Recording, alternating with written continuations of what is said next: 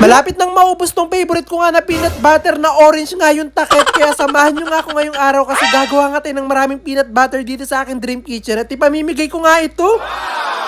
Sa dinami-dami nga na peanut butter nga sa buong mundo, talagang itong peanut butter na merong orange na takip ang pinaka-favorite ko. Kaya samahan nyo nga ako kasi gagawa tayo ng sobrang daming ganito. At para makagawa nga nun, syempre kailangan nga natin ng peanut. Kaya bumili nga ako ng isang sakong mani para nga talagang makagawa tayo ng marami. Hindi nga lang kasi para sa akin nga itong mga gagawin ko ang peanut butter kasi talaga ipamimigay din natin siya. Kapag nga kasi talagang bumibili kami ng pandesal nga sa mga bakery, talagang lagi ako nagpapasabay nga nitong peanut butter nga na orange nga yung takip kasi talagang sobrang sarap niya. Kaya grabe nga talaga yung excite ko ngayong araw kasi napakaraming favorite ko nga na peanut butter yung gagawin natin dito sa dream kitchen ko. At nung natapos ko na nga mailagay ngayong mani sa higanting bilao ko, yung maglalagay naman ako nitong fresh oil nga natin dito sa aking higanting kawa. Ito nga yung first time ko nga nagagawa nga ng peanut butter tapos ganito pa nga karami kaya talagang grabe yung kabak ko. At kaya nga po ang tawag ko po dito yung peanut butter na orange nga yung takip kasi talagang wala siyang permanent na pangalan. Kada bakery nga po kasi na makikitaan nyo nga ng ganito talagang iba-iba yung mga pangalan nila pero isa lang yung palatandaan nila yung orange na takip. At mabalik na nga po tayo dito, maya-maya nga lang din ay mainit na nga yung mantika kaya inumpisahan ko na nga rin na ilagay dito itong mga mani natin. Ito nga daw po kasi yung unang proseso para magawa nga yun ay kailangan muna natin siyang i-toast dito sa mantika. At talagang tinatansya-tansya ko nga lang po yung paglalagay ng mani dito sa ating oil kasi gusto ko po na maluto sila ng pantay-pantay. Hindi naman nga daw po mahirap nga gumawa ng ganong klaseng peanut butter kaya nga lang po siya mahirap nga dito sa akin kasi talagang marami yung gagawin natin. At para malaman ko nga po na okay na nga itong mani nga natin para gawing peanut butter talagang tinitikman ko nga po siya kung okay na. At dahil sa tingin ko nga okay na nga itong una nga natin sinalang kaya dali-dali ko na nga itong pinag-aahon. Ganun nga lang po yung ginawa ko nga po ng paulit-ulit hanggang maubos nga po natin lahat nga po na nandito nga sa aking higanting bilao. At matapos nga ng ilang oras, finally natapos na nga rin tayo sa pag-toast nga nitong mga mani kaya naman ilalagay na natin siya dito sa aking higanting kasirola. Diba? Puro higanti po yung mga gamit ko dito kasi higanti nga po itong dream kitchen ko. Sinalin ko nga lang po dito sa aking kasirola nga itong mga mani nga na niluto nga po natin tapos ilalagay ko na nga rin dito yung magpapasarap sa ating peanut butter. Ibinuhos ko na nga po dito itong napakarami nga nating powdered milk kasi ito nga daw talaga yung magpapasarap. At hindi nga po magiging peanut butter nga po itong ginagawa natin kung hindi po tayo maglalagay ng butter kaya maglalagay nga po tayo ng maraming butter. At ito nga po proseso ko nga po ng paggawa ko po ng peanut butter na may orange nga na takip ay napanood ko nga lang po ito kaya kung hindi po ganito yung proseso nyo ng paggawa nga na ito, pasensya na po. At dahil nga po napakainit pa nga po nito mga maninga natin, ito nga po yung magiging dahilan para matunaw nga itong mga butter nga po natin. Hinalo-halo ko nga po talaga ito ng malala para talaga yung mga nasa ilalim may malagyan nga rin ng butter. At ilalagay ko na nga rin po itong pinaka-importanting ingredients nga natin na magpapasarap lalo sa ating peanut butter. Ito nga brown sugar. Napakarami ko nga po nilagay nga po na ganito dahil nga marami nga po yung mga maninga natin para talagang balancing. At talagang napakarami nga nito magagawa nga nating peanut butter kaya talagang lalo nga ako na-excite. At maya-maya nga po nailagay ko na po lahat ng kailangan ilagay dito sa ating mani para maging masarap siya na peanut butter kaya umpisahan na po natin siyang gilingin. At dahil marami ngayong gagawin nating peanut butter kaya talagang marami ngayong gigilingin nga natin kaya sobrang habang proseso nga nito. Kaya hindi nga lang itong food processor nga namin ang gumigiling nga dito sa amin pati nga rin itong blender nga namin. At ang goal ko nga po dito sa aking peanut butter dapat yung itsura niya po ay talagang sobrang smooth. Kaya tinatagalan ko nga po talaga yung giling dito sa ginagawa nga nating peanut butter para talagang smooth siya at talagang maganda yung texture niya. At maya-maya nga lang din nakagiling na nga kami dito ng isang batsa nga na peanut butter kaya mag-uumpisa na nga rin ako na maglagay dito sa mga lagayan nila. Hindi ko pa nga natitikman nga itong peanut butter nga na ginawa ko pero sa tingin ko yung masarap na nga to dahil sa amoy niya kasi talagang nakakataka. At sana nga talaga maging kalasan niya yung mga binibenta nga na ganitong klaseng mga peanut butter sa bakery. Minano-mano ko na nga lang ang pagsasalin dito sa lagayan nga nitong peanut butter kasi nga ito nga aming pinaka-imbudo ay talagang sobrang laki. At mamaya nga lang din na hindi na nga ako nakatiis kaya kumuha na nga ako nitong tinapay para matikman ko na nga itong peanut butter na ginawa ko. At talaga naman sobrang gulat ko at saya dahil nga nung natikman ko nga siya ay talagang sobrang sarap. At talaga magiging bias na nga ako pero talaga mas nasarapan nga ako dito sa ginawa ko kaysa doon sa nabili ko. Hindi nga kasi siya sobrang tamis talagang tamang-tama nga lang siya sa tinapay. At dahil mamimigay nga ako nitong mga peanut butter na ginawa ko kaya kailangan nga meron itong partner kaya nag-order nga ako ng napakaraming mga tinapay. Sobrang dami nga kasi natin peanut butter na nagawa kaya kailangan marami nga rin yung mga tinapay. At dahil ready na nga ang lahat pati nga itong mga peanut butter nga natin kaya dali-dali na nga kaming umalis para may pamahagi nga itong mga ito. At sana nga talaga masarapan sila dito sa peanut butter nga na ginawa ko kasi talagang sobrang ako nasarapan. Amazing!